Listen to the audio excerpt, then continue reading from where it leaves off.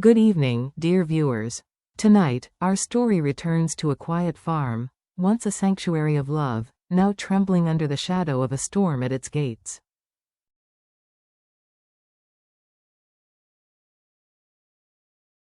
Within the dense curtain of rain, James must fight for more than just his own safety.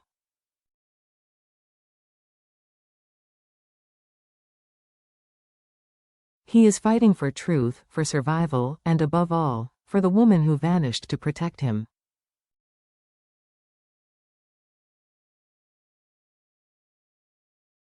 The empty farm. Since leaving home for too long, James has rarely slept peacefully.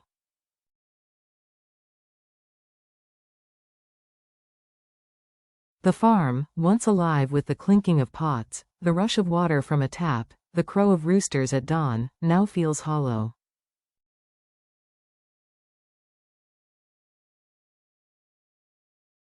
Every sound, the groan of a hinge, the sigh of the wind, is a rebuke.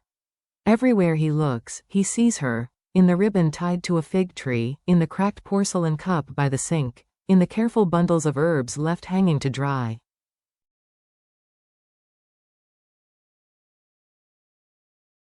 For James, love does not disappear. It simply changes form, taking up residence in the walls of the home.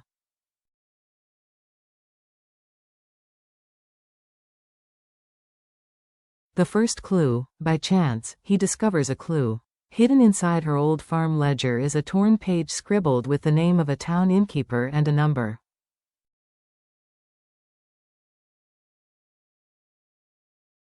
No farewell, no forgiveness, just a trace left by a heart too cautious to be caught.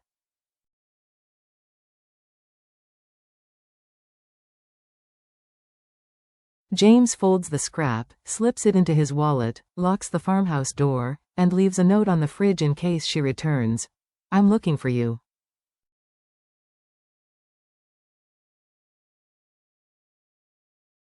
"I'll bring you home." Then he drives into the night, searching the town. The town pulses with restlessness.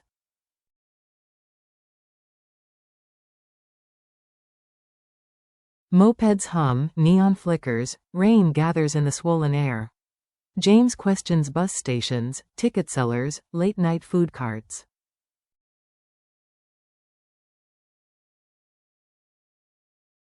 He asks about a woman with light steps, a ponytail that looked like a promise.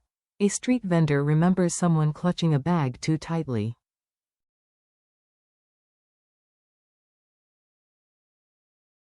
A driver swears he carried a stranger who apologized for existing. At the inn, the keeper denies seeing her, but softens when she notices his desperate eyes.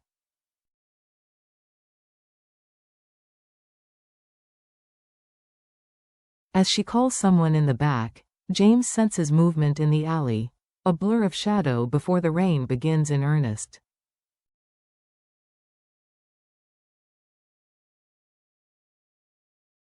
The alley ambush. There are no cinematic flourishes, no dramatic choreography, just four men materializing where the light is weakest.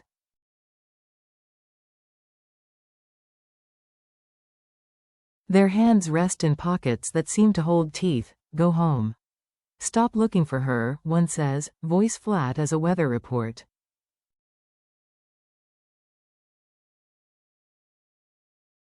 "I don't want a fight," James replies. "I just want my companion." But the words confirm what he fears. They know her.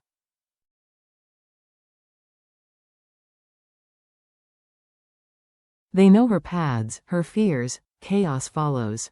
Rain turns the world into noise. Blows land without rhythm. A punch from nowhere. A kick swallowed by puddles. Knuckles slamming cartilage.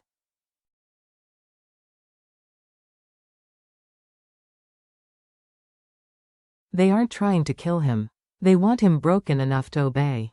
But instinct takes over.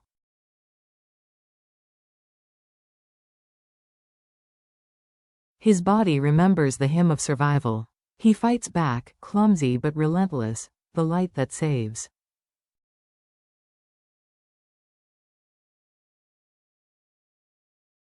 A horn blares. Headlights flood the alley like daylight. A delivery truck screeches to a halt.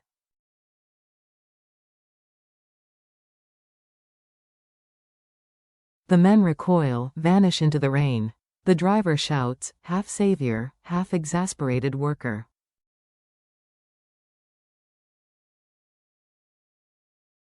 James stumbles into the glow. The word, police, becomes his lifeline, at the station.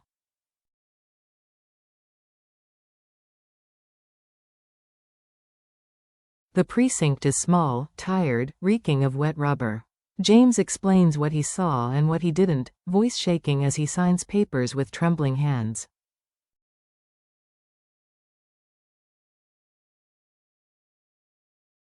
A patient officer, her fingers stained with ink, listens carefully.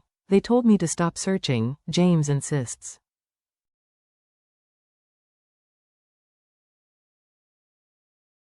That means they're watching us. You're not imagining things, she replies.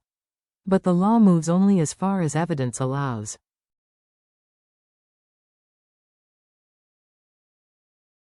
If you can identify them, or if any camera caught something, we can act. At the clinic, a nurse cleans his cuts with ritual-like precision.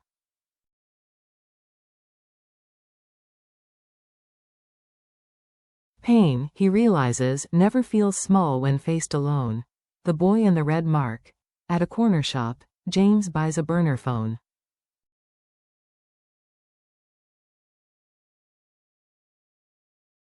A boy of 12 appears, polite as a miniature businessman, selling lottery tickets.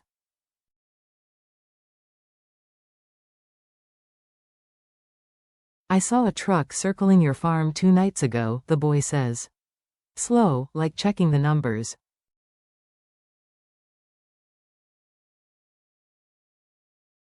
Red sticker on the plate. Details tumble out. Maybe A5, maybe an S3. The boy doesn't want trouble.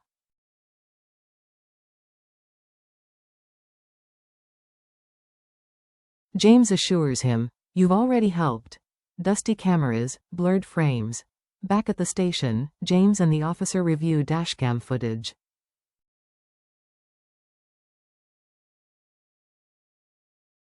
Grainy images of rain and shadows flicker on the screen. Then, a silver flash, a rectangle of red on a license plate.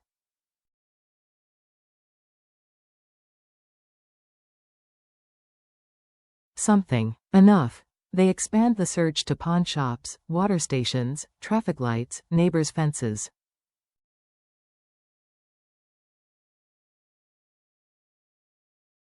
James thinks of the fig tree ribbon. He remembers her handwriting. Determined, unyielding.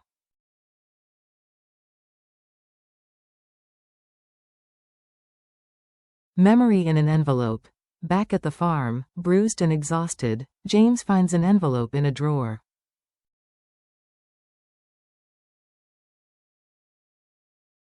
Inside, a photo of the 2 of them, muddy boots, proud smiles after saving a flooded field.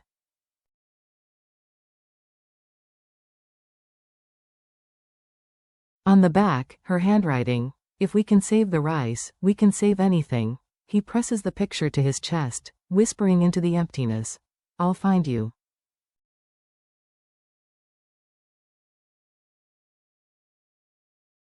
I'll make this right. The trail narrows.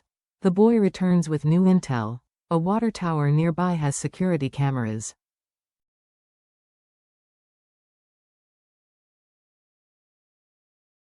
Officials pull the footage. A truck. A plate starting with 5S, ending with 3. The red sticker matches warehouse permits.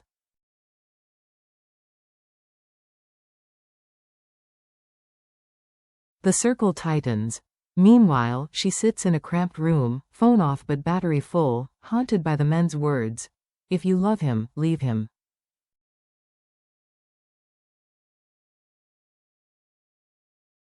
She fled, believing distance might keep him safe. But love is not an elevator, she thinks.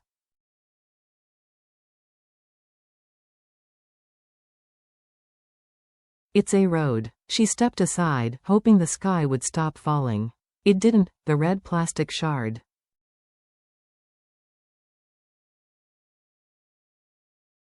Walking the farm perimeter, James finds a fragment of red plastic near the gate. A torn sticker.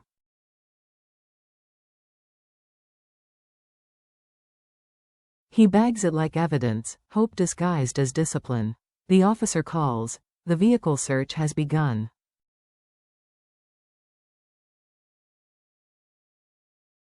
James's case is now official: assault and criminal threat. A small but vital victory.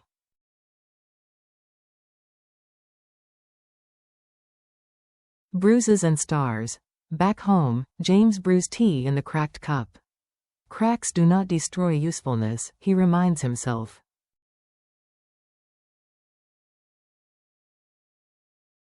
The phone buzzes. I'm safe. I'll explain. Are you hurt? He reads it twice. Relief floods like sunlight.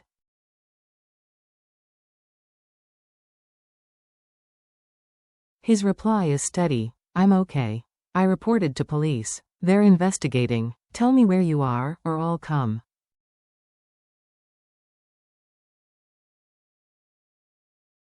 We don't run alone. No answer yet. But silence, for once, feels survivable. Parallel roads.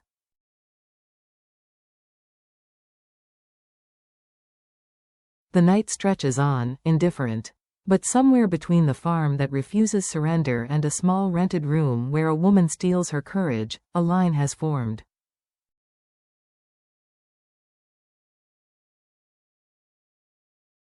Two points, waiting to be joined. The men who tried to silence love still prowl in the dark.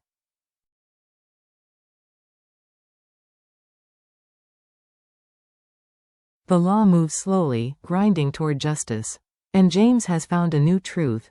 Safety is not measured in distance, but in the refusal to let go.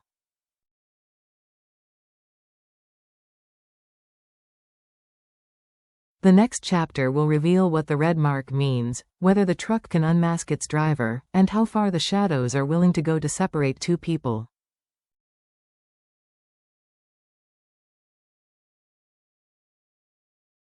The question hangs like thunder, waiting to break. Will justice catch the hunters in the dark? And will love arrive in time?